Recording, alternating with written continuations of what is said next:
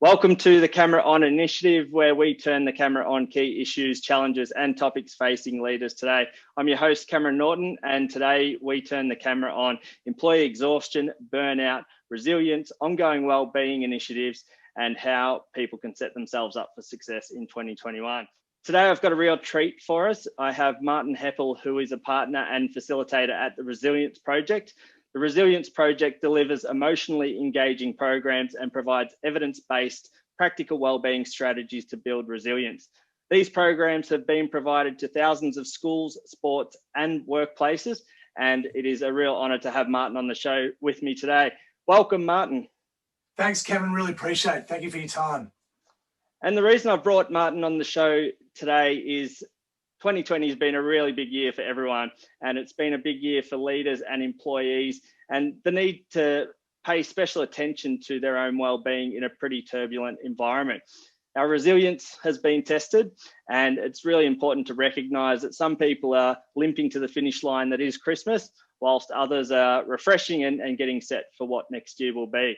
So regardless of where you are today, I think you'll get something from the conversation that Martin and I will have. And hopefully, if you have some questions, you can shoot them through to me and I can point you in the direction of the Resilience Project. So Martin, I'm assuming this year has been a year where the Resilience Project has been in high demand. What have been some of those major trends that you've seen within workplaces that you've been delivering programs to?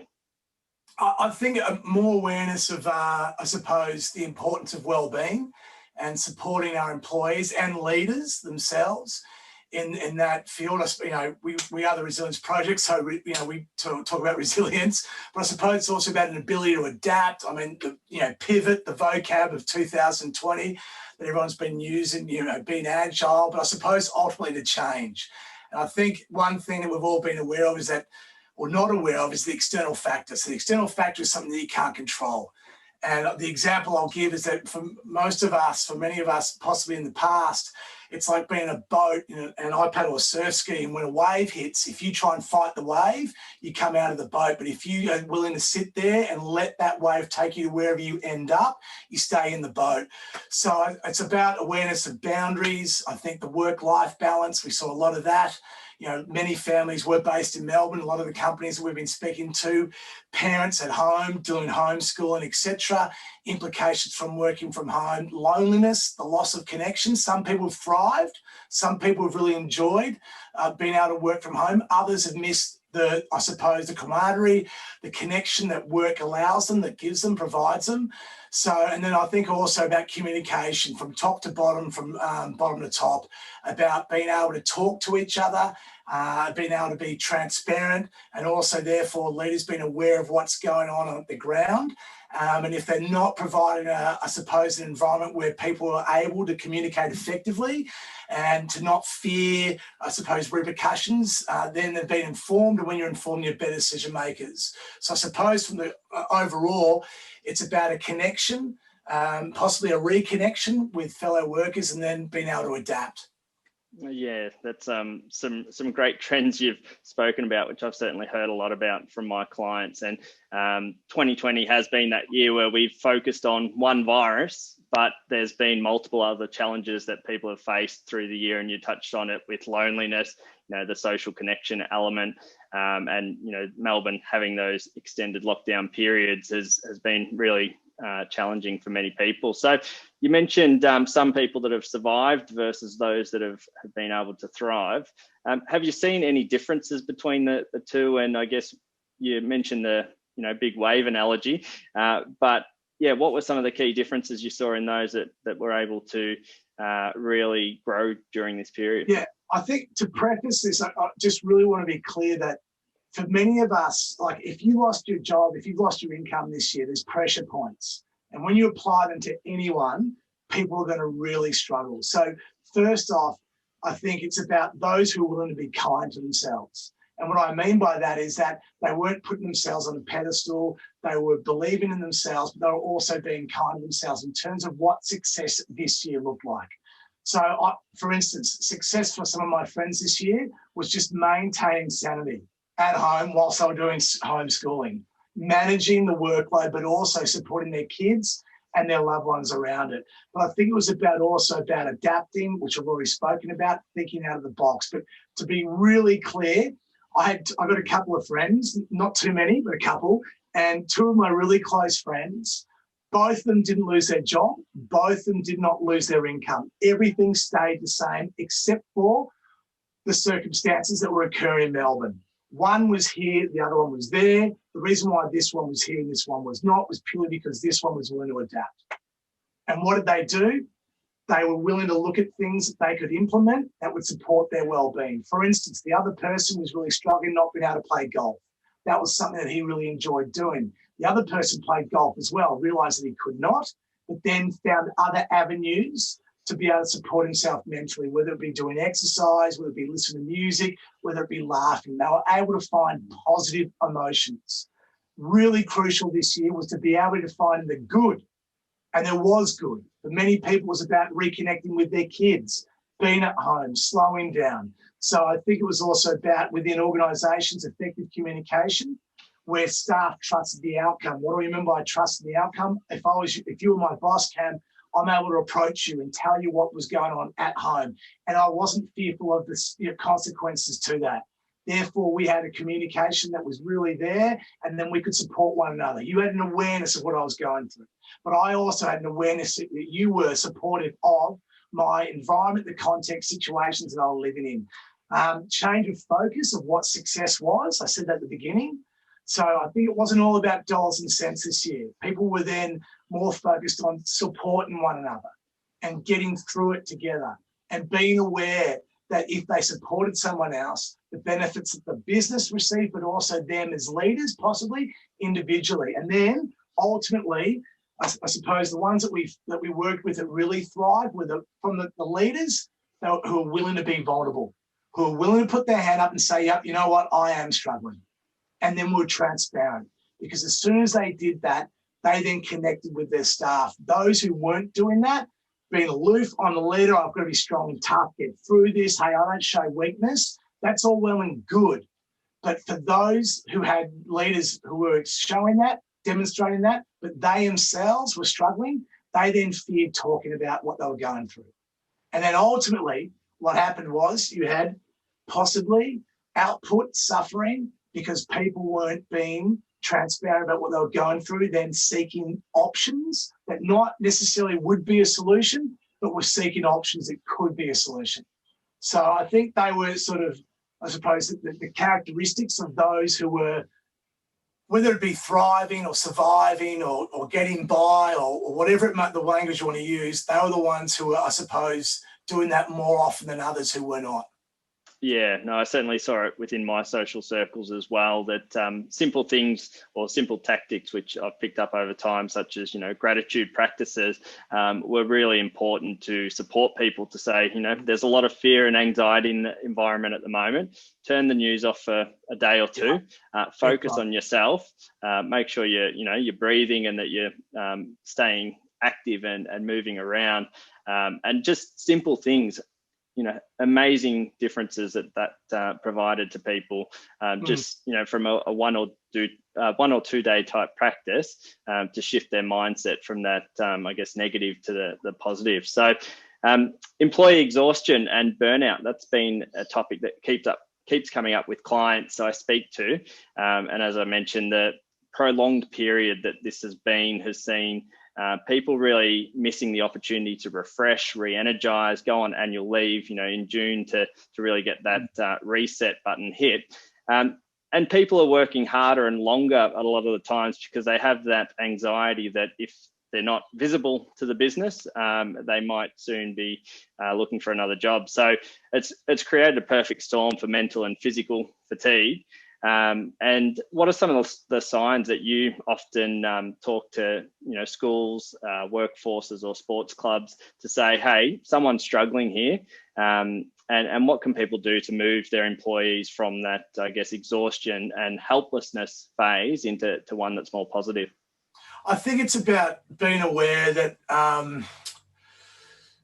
firstly, the people's behaviours will change under duress. they will ultimately, at the end of the day. Now, people can, sort of hide it for a while, but honestly, it does occur. Firstly, it's about any organisation being proactive. Don't be reactive. I think this is what happened this year, is that people realise that possibly in this field, we haven't been putting in the hard yards. And then the external factor that we can't control, i.e. COVID, comes in, and all of a sudden we're pushing against it. We're being made to do this possibly. So it's about being proactive, having a system in place. But I think, it's about, again, as I said at the beginning, having individuals being kind to themselves, reconnecting. We are so, you think about how much we work. How often do we take the time to see our loved ones and our family members? But I mean face to face, not on Skype, on Zoom. That's all well and good. That's great, especially when we're in lockdown. But particularly now, the benefits that a human receives when they see a human being face to face are enormous. So it's reconnected with nature. How much better do you feel when you go for a walk down at the beach or, in the bush or wherever you may live? Yeah, we need to be connected to nature. And I suppose about knowing how to get those positive emotions. So we talk about in our presentations the power of music, exercise, and laughter. When you do practice those things, your positive emotions lead to cognitive capacity going through the roof. So that's attention span, working memory, engagement, creativity. That all goes through the roof. Staying off the tech, get off it. You talked about that before. I understand we've got to be on it, but if you've got your emails and they're on your phone and every time you hear ding, ding, ding, where does your mind go? It goes straight to the content of the email. You don't know what the content is, but you are making assumptions. Your kids are talking to you right there and then, but you can't remember what they're saying to you. Get off the tech. You talked about comparison before we came on air, so to speak. Social media, it's the beast. Mental illness, everything peaks at Christmas. It does, because for those of us who miss our loved ones, for those of us who are on holidays where everyone's posting, hey man, check me out, look what I'm doing. I never show anyone, the morning when my daughter Daphne, who's 3 years of age, is punching my forehead in the bed and I can't, we don't show that. We show the happy side. So get off the tech, get off social media. You've got a friend, communicate with them, face to face possibly. Be aware that when we are under the pump, often we binge. So if you're going to numb the light, you're going to numb the pain. So what do we mean by that? If you numb the pain, it could be excessive alcohol, it could be eating, it could be Netflix, it could be substance abuse. What are we doing? We're trying to get rid of the negative emotions. We're trying to push it to the side. But when we do that, we also numb the light. There are consequences to that. So being aware this summer in particular that there's things that you can do to set up each and every day for success. What do you do that's going to work well for you? During lockdown, I wrote down all the things that didn't work in first lockdown and did work. And then I put them up on my fridge. And in the second lockdown, I read them every day. But now that we're out of lockdown, I still do that because it doesn't matter about the circumstances. Those things set me up. So I do my exercise in the morning. I contact my friends and I see them. I make the effort. To see your friends face to face. Yeah, really important to be in the moment. So if you are feeling like you ever get anxiety or disruptive thoughts, which is okay, you're normal, but there's things that you can do. You talked about the news. Don't watch it before you go to bed. Don't. During lockdown, it was the US election and then it was COVID. Not a lot of positivity going on there. So if you're watching Q&A or a current affair or Today Tonight before you went to bed, what were you filling your head with whilst you're lying in bed? Then you started churning. On top of that, we had the uncertainty of work. Uncertainty, massive, all right, really for a lot of us. And that's the one thing that we can't control. You can't control the future. We don't know what next year will look like, but we have to remain positive. So that would be some of the things. So in terms of being aware of exhaustion, well, that's when people come in and their enthusiasm decreases. Negative feelings have been expressed probably more regularly. They're turning up, they're going through the motions, just clocking on, clocking off. They're not there. And their ability to do the job that they once did has been reduced. So they're warning signs. I know I've rambled on a bit then, so I apologise, but I know you'll cut all that up and you can make it No, I think some really good insights there, and I love the fact you mentioned turning off the tech, because my next question was going to be about being able to reset the batteries, recharge, get the resilience back on track for the new year. So I guess you'd recommend turning off the tech if you have a holiday period. You might be going to the beach. Just sit there. Just enjoy the environment, get out in the water, and do what you can to, I guess, connect with yourself.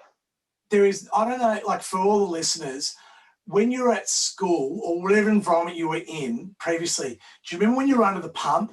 But then at the end of school, for me, it was sport. I'd go and do sport, and for 2 hours, I had no distractions, and I was in the moment, and everything that was causing me triggers of stress disappeared.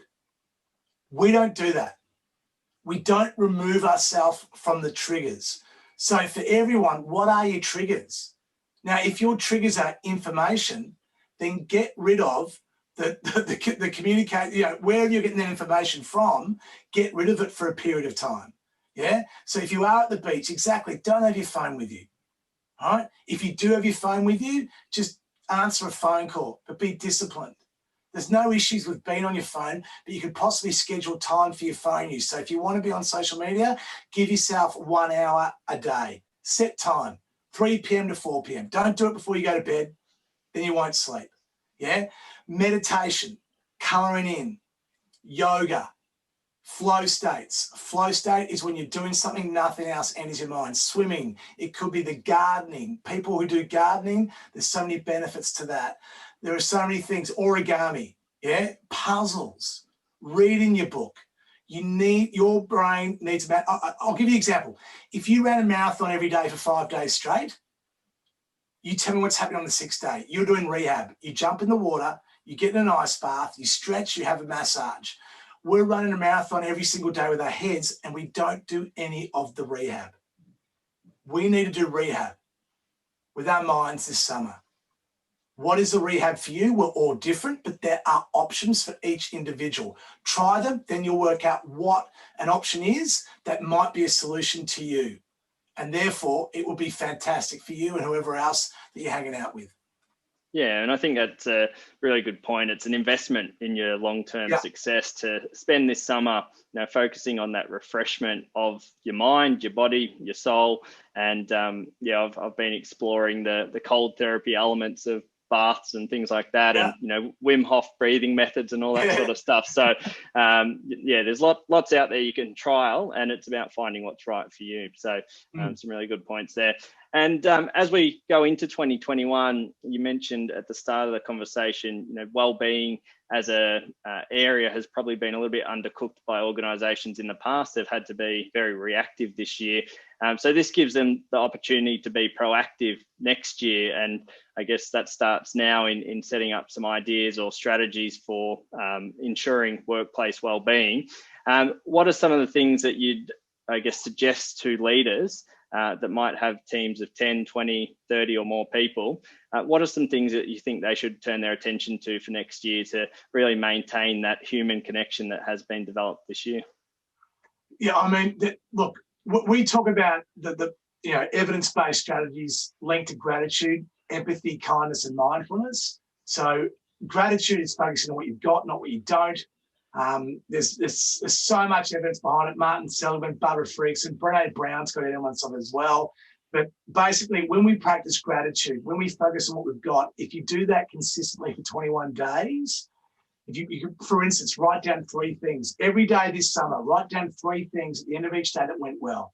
After 21 days, you rewire your brain, you start scanning for the positive, not the negative. But if you continue to do that, you stay on the journey for 42 days, then you reap benefits such as optimism. Now, optimism is huge because if you're optimistic, it gives you hope. And if you have hope, you don't give up. So this year when we were talking to organisations, that was one of our key messages because we needed everyone to maintain hope. And for this year, for many of them, that was something they struggled with, and fair enough. Empathy, kindness, to display empathy, it's about seeing it through another person's world in their lens, But the neuroscience link, the kindness, that's where we get our benefits. Because when we do something for another individual, we experience a release of oxytocin. Oxytocin, your self-esteem, happiness, positivity goes to the roof. Mindfulness, I spoke about that before. It's about being in the moment. It's about being focused, about being calm, knowing what to do with anxiety, knowing what to do with disruptive thoughts. Yeah, so that's mindfulness, is practicing things such as meditation, or as you talked about, breathing techniques. And there are so many different ones out there. You know, tactical breathing is another one. That's a 16-second gig that you can do. You have that high stakes conversation when you're emotional, never goes well. I don't know anyone who's had a conversation when they're emotional and it turned out well for them. So it's about being able to identify your emotions. So emotional literacy is huge. If you identify your emotion, your anxiety levels decrease. What do we mean by that? We mean that if you can label it, you might not have to have the answer to it, but automatically it decreases the frustration because you believe you're on a journey closer to an exit door. So there's some of the things I suppose people be aware of. And then it's about, as leaders, it's just about asking your staff, what do they want? Like I'm a former primary school teacher, and the best thing I ever did was with grade 1, 2 students. Do you know how old they are? They're 7, 8 years of age. And every 2 weeks I asked them, hit me. Give me all your feedback. And they were pretty brutal. They'd say to me, Mr. Heppell, you think you're funny when you're not. Some days you come in, you have stinky armpits. I'm not joking. And I'd wear those ones. I'd say, all right, I'll go get some deodorant. But they also gave me an insight into how they were thinking. As leaders, don't you want to know how the people that are working with you are thinking? Are you giving them the opportunity? How can they express themselves to you? How do you get that information? Yeah, you might be right up here and it might not be filtering to the top. So have you got, I suppose, a structure, infrastructure in place where you are informed? Because when you're informed, you're a better decision maker. So it's about knowing what's happening on the ground. And next year, 2021, I hope not, we hope not, but we're anticipating that there's going to be more of this because we still haven't experienced bottoming out, so to speak, in terms of what everyone else is predicting in terms of the economy, the repercussions of what's going on overseas with China, with our relationships, etc. So it's going to be something that's ongoing. But if we can put this into play now, then we will ultimately, as a group, as an organization, as an individual, will benefit. Yeah, so self-mastery, it's essentially the focus, you know, master yourself and then you can focus on helping others who might need a hand up. So some really, really great content there, Martin, and really appreciate you coming on today to share your insights, experience, and just your thoughts on various things happening in our world today. So this will be the last Camera On Initiative episode for 2020, but I will be back in 2021. So make sure you enjoy your break, your festive season, and as I've said before, make sure you reflect, reset, and get ready for the new year. So thanks again for coming on, Martin. Really appreciate your time. Thank you, Cameron. Have a great summer. Really appreciate it.